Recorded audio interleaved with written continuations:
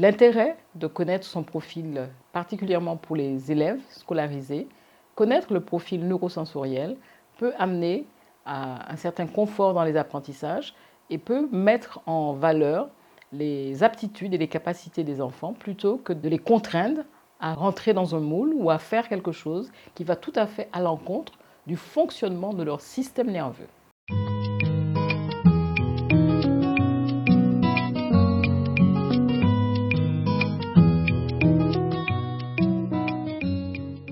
Bonjour, je vous parle aujourd'hui du profil neurosensoriel. Alors, quel est l'intérêt de parler du profil neurosensoriel? Vous avez un enfant qui a du mal à apprendre, à faire des apprentissages scolaires, ou un adulte qui semble mal à l'aise dans certaines circonstances et qui pourtant ne semble pas avoir de problèmes spécifiques de cognitif, c'est-à-dire d'intelligence, ou qui a une capacité à intervenir beaucoup plus facilement dans un domaine plutôt que dans l'autre. Il me semble important de s'intéresser à ce qu'on appelle le profil neurosensoriel. Comme son nom l'indique, c'est qu'il y a un lien entre le fonctionnement du système nerveux et les différents sens. C'est extrêmement important de connaître quel est son profil neurosensoriel. Et si vous voulez connaître votre profil neurosensoriel, vous pouvez vous rendre chez le psychologue et passer un test qui vous permet de connaître votre profil neurosensoriel. Il y a 3 grands types de profils neurosensoriels. Vous avez ce qu'on appelle les visuels, les auditifs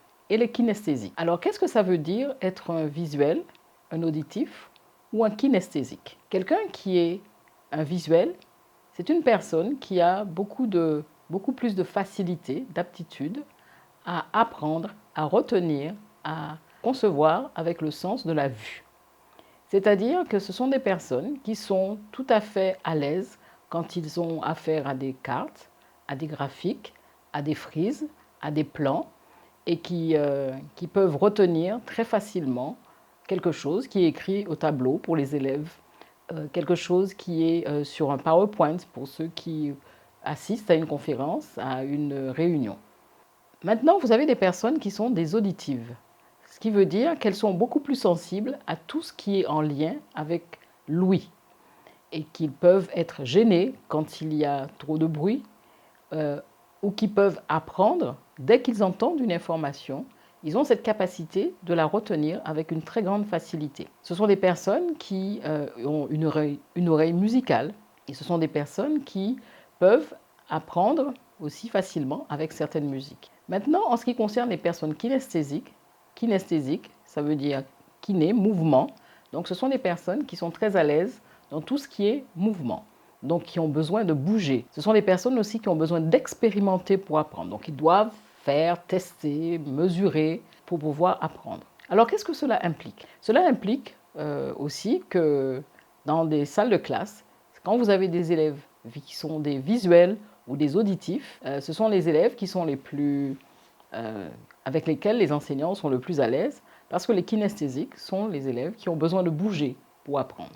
Si vous les contraignez à rester assis, sans bouger, c'est comme si leur système nerveux arrêtait de fonctionner et qu'ils sont incapables d'apprendre. Ce qu'il faut aussi savoir, c'est que nous ne sommes pas que visuels, que kinesthésiques ou qu'auditifs. Nous avons un des sens, une des méthodes de fonctionnement qui est dominante par rapport aux autres. Alors, on peut être par exemple un visuel, donc c'est ce qui domine chez nous, mais nous avons aussi besoin et nous utilisons aussi les autres. En ce qui concerne les personnes qui sont des personnes kinesthésiques et donc qui ont du mal à s'asseoir pour étudier, ce sont celles qui rencontrent le plus de problèmes et pour lesquelles il faut mettre en place un certain nombre d'aménagements avec l'école, avec l'environnement, et qu'ils apprennent à vraiment se connaître de telle manière à pouvoir utiliser cette capacité qu'ils ont pour apprendre au mieux. On peut aussi utiliser ces profils, quand on les connaît, pour l'orientation professionnelle, en sachant que les personnes qui sont des personnes visuelles pourront être beaucoup plus à l'aise dans certains métiers et les personnes auditives beaucoup plus à l'aise dans d'autres. Et les personnes kinesthésiques, elles ont cette capacité donc d'expérimenter pour apprendre. Donc les kinesthésiques sont des personnes qui sont totalement à l'aise dans des situations où elles doivent tester, expérimenter. Donc ce sont de bons cuisiniers, ce sont de bons mécaniciens, de bons laborantins, de bons chimistes, de bons chirurgiens. Et les personnes qui sont auditives, ce sont des personnes qui peuvent être de bons musiciens, qui sont des personnes qui peuvent être très douées dans les langues, etc. Voilà, j'espère que ces quelques éléments vous seront très utiles.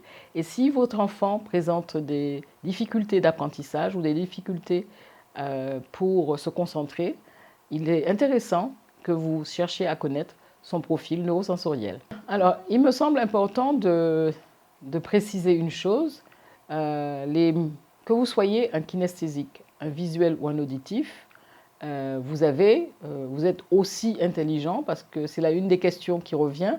Est-ce qu'un auditif est plus intelligent qu'un kinesthésique ou qu'un visuel? Ça n'a strictement rien à voir avec le niveau ou la qualité de l'intelligence. C'est simplement notre câblage de notre neuronal qui est différent d'un visuel, d'un auditif ou d'un kinesthésique.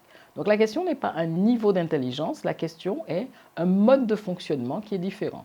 Et pour répondre à une question qui a été posée tout à l'heure, nous pouvons avoir le même test nous serons interrogés sur les mêmes questions.